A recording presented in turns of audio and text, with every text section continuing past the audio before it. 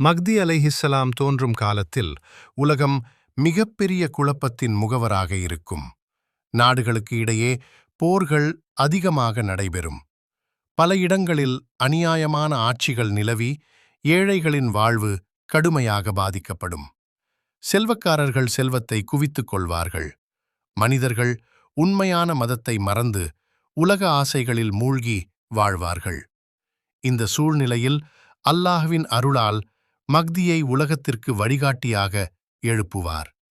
உலக முடிவிற்கு முன் நிகழும் முக்கிய அடையாளங்களில் ஒன்று மக்தி மக்தி அலைஹிஸ்ஸலாம் அவர்களின் வருகை.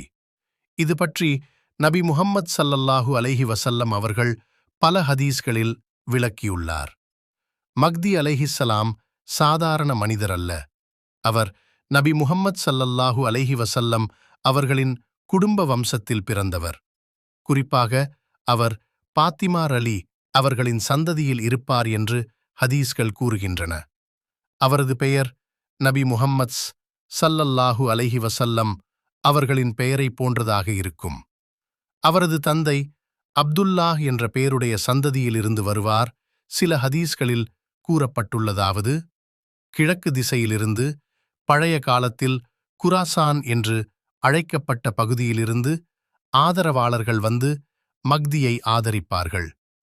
குராசான் பகுதி வரலாற்றில் இன்று ஈரான், ஆப்கானிஸ்தான் மற்றும் மத்திய ஆசியாவின் சில பகுதிகளை உள்ளடக்கியதாக இருக்கிறது. ஆனால் அவர் எங்கு பிறப்பார் என்பது தெளிவாக எந்த நாட்டையும் குறிப்பிடில்லை. மக்தி அலைஹிஸ்ஸலாம் முதலில் மக்கா நகரில் மக்கள் மத்தியில் அறியப்படுவார். ஆரம்பத்தில் அவர் தலைமை பொறுப்பை ஏற்க விரும்ப மாட்டார். ஆனால் மக்கள் அவரது நீதிமான குணத்தையும் நல்லொழுக்கத்தையும் கண்டு அவரிடம் நம்பிக்கை வைப்பார்கள்.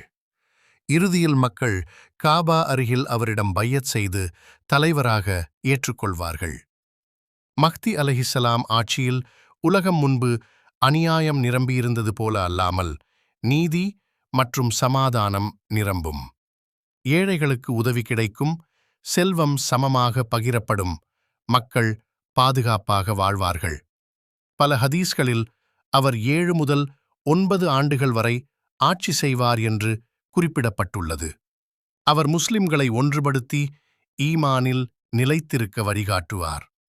இந்த காலத்தில் உலகில் மிகப்பெரிய சோதனை தோன்றும். அந்த சோதனைதான் தஜ்ஜால். தஜ்ஜால் மனிதர்களை தவறாக வழிநடத்த முயற்சி செய்வான். அவன் பல அதிசயங்களைக் காட்டி தன்னை கடவுள் என்று கூறுவான்.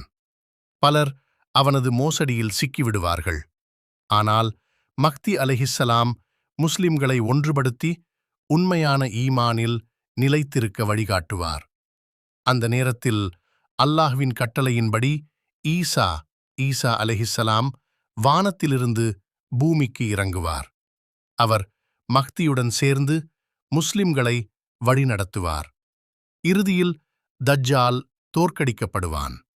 அதன் பிறகு உலகத்தில் ஒரு காலத்திற்கு அமைதி நிலவும். மக்கள் உண்மையான ஈமானுடன் வாழ்வார்கள்.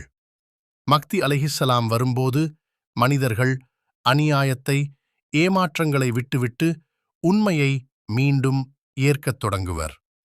உலகில் எல்லா இடங்களிலும் நீதியும் சமாதானமும் நிலைத்து மனிதர்கள் நல்ல செயல்களில் ஈடுபடுவார்கள். அவரின் வருகை நம்பிக்கையை மீண்டும் நிலைநிறுத்தும்.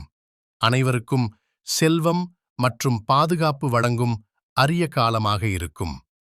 இந்த நிகழ்வுகள் அனைத்தும் உலக முடிவிற்கு முன் நடைபெறும் முக்கிய அடையாளங்களாகும்.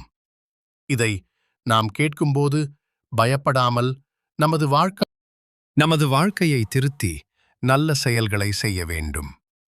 நபி முஹம்மது ஸல்லல்லாஹு அலைஹி வஸல்லம் அவர்கள் காட்டிய வழியில் நடந்து அல்லாஹ்வை நினைத்து வாழ்வதே நிஜ முஸ்லிமின் கடமை.